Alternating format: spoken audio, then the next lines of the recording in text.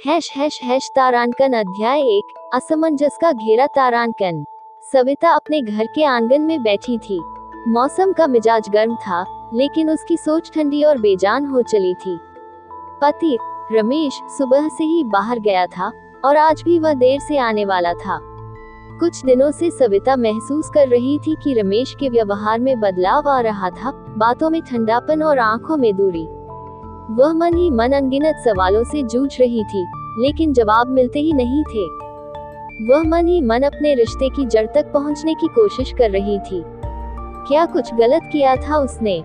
शादी के इतने सालों बाद अचानक ऐसा बदलाव क्यों आ गया? ये सवाल उसे हर पल तोड़ रहे थे, लेकिन रमेश से पूछने की हिम्मत नहीं जुटा पाई थी। तारांकन अध्याय 2 टूटन का एहसास तारांकन। उस शाम जब रमेश घर लौटा, उसके हाथ में एक सूटकेस और आंखों में अनजाना सा भाव था। सविता ने जैसे ही दरवाजा खोला, उसके सामने रमेश के साथ एक औरत खड़ी थी। सविता का दिल धड़कने लगा। उसकी आंखें सवालों से भर गईं, लेकिन रमेश ने शांत स्वर में उसे परिचय कराते हुए कहा, ये सीमा है, मैंने इससे शादी कर ली है। सविता के कानों में ये शब्द बम की तरह गूंजे। उसके पैर जमीन से उखड़ गए और वह वहीं खड़ी रह गई। कुछ पल के लिए सब कुछ धुंधला सा हो गया। उसका संसार जैसे पल भर में बिखर गया था। रमेश की बातें उसे झकझोरने वाली थी। उसका विश्वास, उसके सपने, सब कुछ जैसे राख हो गया था। तारांकन अध्याय 3 भीतर का संघर्ष तारांकन। वो रात सविता के लिए सबसे लंबी और कठिन थी। उसके मन में उथल पुथल मच गई थी। रमेश ने उसे धोखा दिया था, लेकिन अब क्या? उसकी अपनी शादी का क्या होगा? वह रात भर जागती रही, सोचते हुए कि क्या उसे रमेश से अलग हो जाना चाहिए या फिर इस नए रिश्ते को स्वीकार करना चाहिए। रात के सन्नाटे में उसने अपने जीवन के हर पल को याद किया। वो दिन जब उसने रमेश से पहली बार मुलाकात की थी, उनकी शादी का दिन, और वो सारे लम्हे जो उन्होंने एक साथ बिताए थे। क्या ये सब एक झूठ था?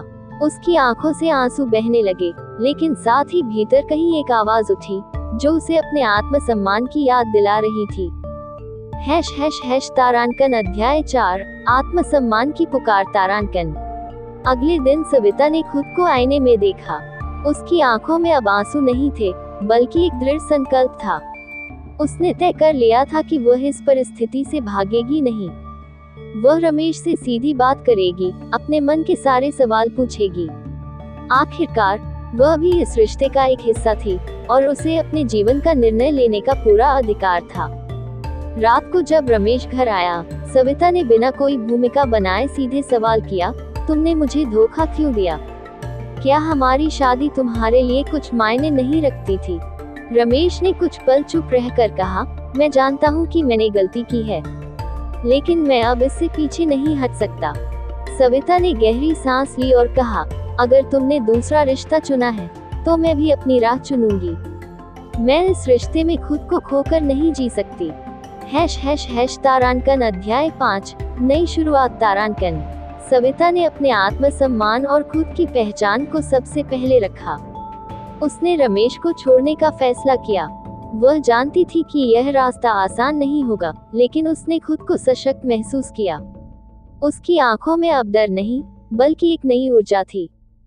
सविता ने अपने जीवन की नई शुरुआत की, जिसमें उसका आत्मसम्मान और खुशियां सबसे महत्वपूर्ण थीं। उसने समाज की परवाह किए बिना खुद के लिए खड़े होने का साहस किया, और धीरे धीरे वह अपने जीवन में आगे बढ़ी, बिना किसी पछतावे के। ये कहानी केवल सविता की नहीं थी, बल्कि हर उस औरत की थी जो अपने आत्मसम्मान के लिए खड़ी होती है, चाहे हालात कितने कठिन क्यों न हों।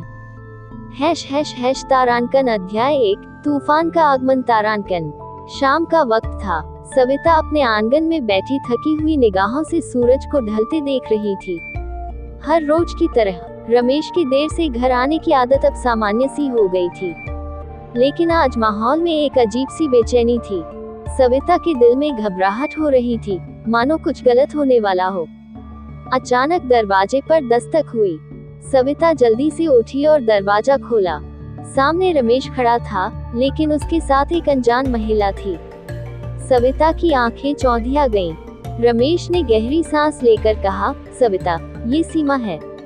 मैंने इससे शादी कर ली है।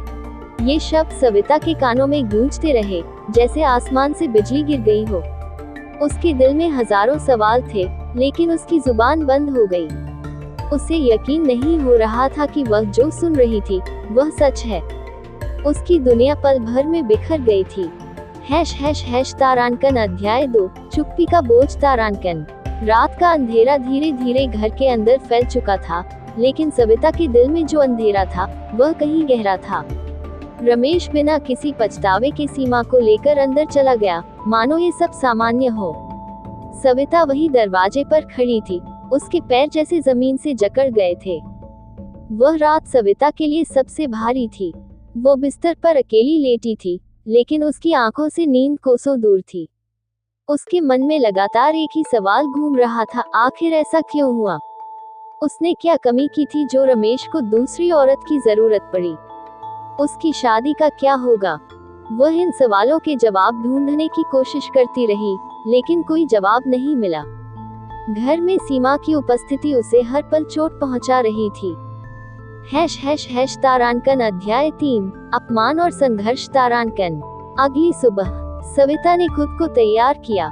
उसने सोचा था कि रमेश से इस बारे में बात करेगी, लेकिन जब वह खाने की मेज पर पहुंची, तो सीमा वहां पहले से बैठी थी। रमेश की ओर देखते हुए सविता ने धीमे स्वर में कहा, तुमने मुझे बताया भी नहीं कि तुम दूसरी शादी करोगे। क्या मैं इस लायक भी नहीं थी कि मुझे पहले से कुछ पता हो? रमेश ने हल्की सी मुस्कान के साथ जवाब दिया, मुझे लगा था तुम समझ जाओगी। मैं तुम्हारा ध्यान रखता हूँ, लेकिन मैं सीमा से भी प्यार करता हूँ। दोनों को संतुलित करना चाहता हूँ। ये सुनकर सविता का खून खौल उठा। उसके आत्मसम्मान को गहरी ठेस पहुंची थी। उसने शांत रहते हुए कहा, संतुलन? क्या तुम्हारे इस निर्णय में मेरा कोई स्थान नहीं है? रमेश ने कोई जवाब नहीं दिया। उसकी चुप्पी ने सविता को और भी आहत कर दिया। तारांकन अध्याय 4, फैसला। तारांकन। दिन बीतते गए और सविता खुद को उस घर में एक अजनबी की तरह महसूस करने लगी। सीमा और रमेश के बीच की नजदीकियां उसे हर पल आहत करती थी। उसकी आत्मा धीरे धीरे टूट रही थी और वह इस बंधन में घुट रही थी। एक दिन सविता ने फैसला किया कि वह अब और यह सब सहन नहीं कर सकती। उसने रमेश से स्पष्ट बात करने का निर्णय लिया। रमेश, मैं तुम्हारे साथ इतने सालों से हूँ, लेकिन अब इस रिश्ते में मेरी कोई जगह नहीं बची है। मैं तुम्हारी इस नई शादी को स्वीकार नहीं कर सकती, सविता ने मजबूती से कहा। रमेश ने उसकी बात सुनी, लेकिन उसकी आंखों में कोई पछतावा नहीं था। मैं तुम्हें जाने के लिए मजबूर नहीं कर रहा हूँ, सविता। अगर तुम यहाँ रहना चाहती हो तो रह सकती हो, उसने ठंडे स्वर में कहा। सविता ने गहरी सांस ली और कहा, मैं यहाँ रहकर खुद को और कमजोर नहीं बना सकती। मेरा आत्मसम्मान सबसे पहले है। तारांकन अध्याय 5, नई राह। तारांकन। सविता ने अपना सामान बांधा और घर छोड़ने का फैसला किया। वह जानती थी कि यह रास्ता कठिन होगा, लेकिन उसने अपने आत्मसम्मान और स्वतंत्रता को चुना। उसने पीछे मुड़कर नहीं देखा। वह जानती थी कि जीवन में कठिनाइयां आएंगी, लेकिन उसने ये भी जाना कि खुद को टूटने से बचाने के लिए उसे इस रिश्ते से बाहर आना ही होगा। सविता ने अपनी जिंदगी की एक नई शुरुआत की, अपने लिए, अपने आत्मसम्मान के लिए। उस दिन उसने जाना कि सच्ची ताकत बाहरी चीजों से नहीं, बल्कि भीतर से आती है। ये कहानी सिर्फ सविता की नहीं थी, बल्कि हर उस औरत की थी जो अपने आत्मसम्मान के लिए लड़ती है और एक नई दिशा में चलने का साहस करती है।